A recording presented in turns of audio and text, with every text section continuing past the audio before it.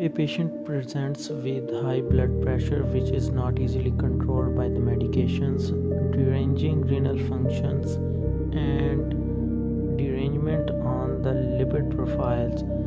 Always suspect renal artery stenosis.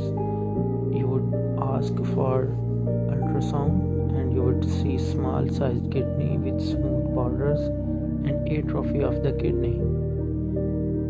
To confirm, you would ask CT angiogram or MRI angiogram. You can also test renal function declining after giving ACE inhibitors.